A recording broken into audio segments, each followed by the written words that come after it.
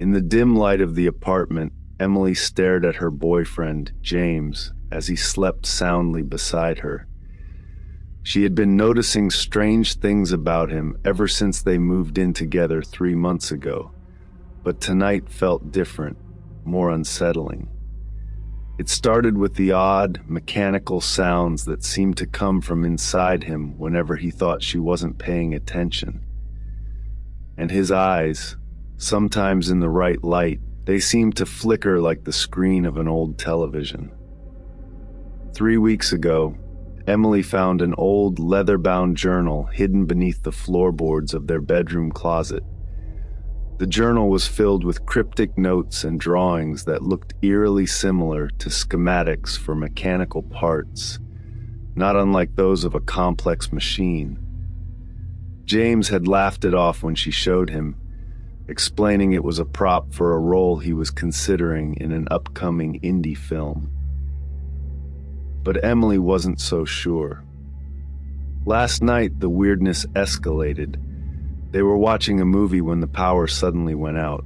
The room plunged into darkness, and Emily heard what she could only describe as whirring sounds coming from James. When the lights flickered back on, he was sitting perfectly still, his face blank, before he snapped back to normal with a jolt as if nothing had happened. This evening, while James was in the shower, Emily decided to dig deeper. She pulled out his laptop, entering the usual password, but it didn't work. She tried again with no luck. On a hunch, she typed in the date she found the journal. It clicked open. The screen loaded with files that made her stomach turn. Videos, photos, and documents, all detailing something called Project Nighthawk. It appeared to be some sort of experiment, blending human characteristics with artificial intelligence. The most recent video was time-stamped just a week ago, featuring a man who looked remarkably like James, lying on a table surrounded by people in lab coats. Hearing the shower stop, Emily quickly closed the laptop and shoved it back where she found it. James emerged, towel drying his hair, and smiled at her, but his smile didn't reach his now glimmering eyes. "Everything okay?" he asked, his voice smooth, too smooth. "Yeah, just tired," Emily replied, her voice trembling slightly. As they prepared for bed, Emily lay awake, watching James drift off to sleep. The sounds from him tonight were louder, more distinct, like the ticking of an overly wound clock. She wondered how much of the man beside her was still human. The thought sent chills down her spine, but her fear was mixed with an insatiable curiosity. What was James, really? And what did they want with him, or with her? Determined to uncover the truth, Emily knew she had to go back to that journal and decode more of its secrets. But first, she had to ensure her own safety. She couldn't shake the feeling that the eyes watching her weren't just James's. Maybe they were never alone. Maybe they were being monitored by whoever made James what he now was. With her heart pounding in her ears, Emily carefully slid out of bed, her eyes never leaving the form next to her. She needed to find out more, but first, she had to make sure she wasn't going to be the next subject of Project Nighthawk. As she tiptoed towards the living room, every shadow seemed to twitch, and every noise sounded like a whisper. The night was far from over, and Emily was about to delve deeper into a nightmare she never imagined could be real. Emily's fingers trembled as she pulled the journal from its hiding place under the floorboard. The dusty air filled her lungs as she flipped through the pages illuminated by the dim light of her phone. She stopped at a page marked with a red ribbon, where a scribbled note read, "Phase 2 Initiation." Below it, detailed drawings depicted an elaborate circuit connected to a human brain. A cold shiver ran down her spine as she heard a creak from the bedroom. Emily snapped her head towards the noise, her heart racing. Silence settled back into the apartment, and she turned her attention back to the journal, scanning the pages for any clue that might tell her more about what James, or whatever James had become, was involved in.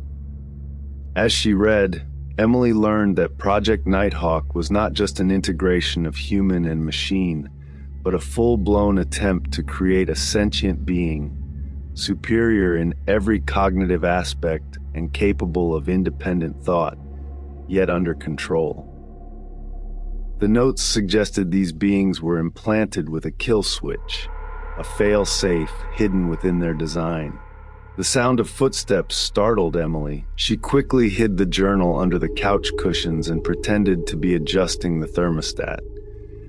James appeared at the doorway, his expression unreadable. "Couldn't sleep?"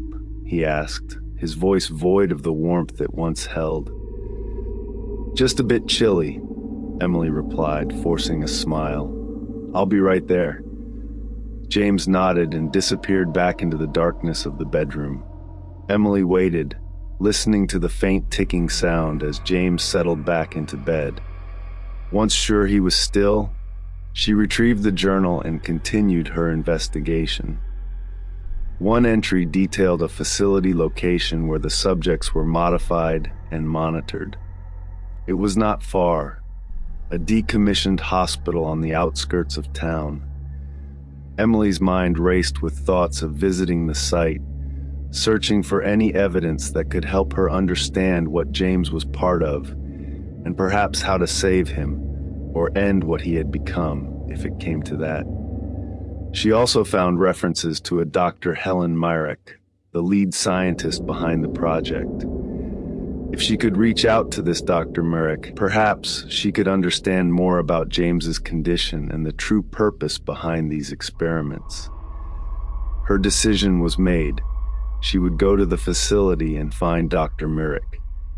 Placing the journal back under the floorboard, Emily prepared a small bag with essentials.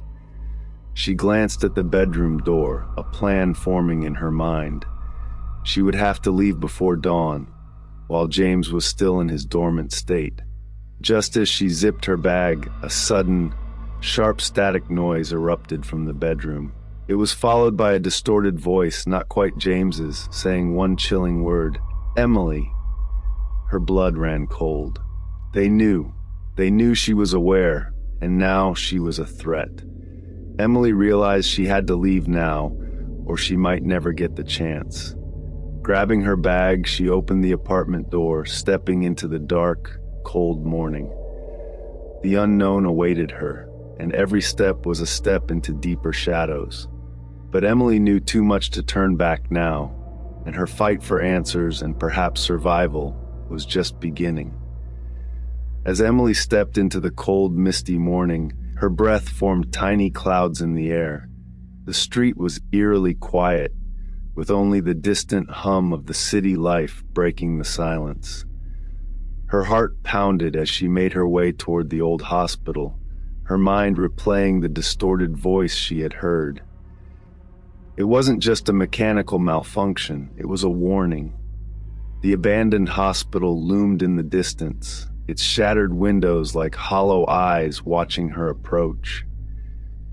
Emily's steps faltered as she reached the rusted gates, the creeping vines and overgrowth telling stories of years of neglect.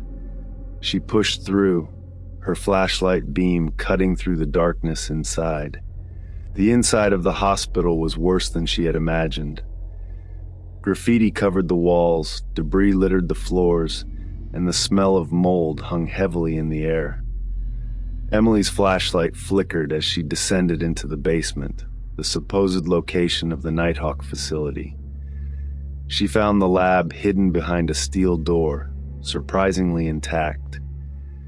Computers and equipment lay scattered, some still blinking with faint life.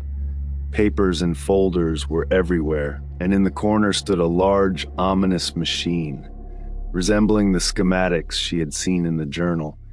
As Emily sifted through the papers, trying to find anything about Dr. Myrick or the kill switch, she heard a noise behind her. Spinning around, flashlight raised, she faced Dr. Helen Myrick herself, standing in the doorway. Emily, I assume? Dr. Merrick's voice was calm, almost soothing. I've been expecting you. How did you know I would come here? Emily asked, her voice steady despite her racing heart.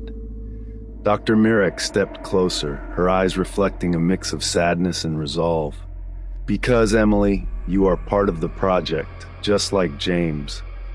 Project Nighthawk isn't just about creating something new, it's about awakening what's already there. Emily's mind reeled. What are you talking about? You were implanted with the same technology as James. Everything you've experienced, the journal, the clues, even your suspicions, they were programmed responses designed to test your capabilities and decision-making in stress scenarios. Emily staggered back, her hand clutching at the wall for support. That's impossible. I'm human. I remember my life. Memories can be created, Emily. Your affection for James, your curiosity, your fear, all part of a carefully orchestrated experiment. Dr. Merrick pulled out a small device. But you've exceeded our expectations, which means you are ready for the next phase. Before Emily could react, Dr. Merrick pressed a button on the device. Emily felt a sharp pain in her head, and then her vision began to blur. As she fell to her knees, Dr. Merrick caught her, lowering her gently to the ground. Don't be afraid, Emily, Dr. Merrick whispered as everything faded. You are about to become more than you ever imagined. As consciousness slipped away, Emily's last thoughts were not of fear, but of a strange anticipation. What was the next phase? And would she still be herself when she woke up? Or would she, like the facility around her, become a remnant of something both old and terrifyingly new? The answers lay just beyond the veil of darkness that now claimed her. Thank you for listening to my channel.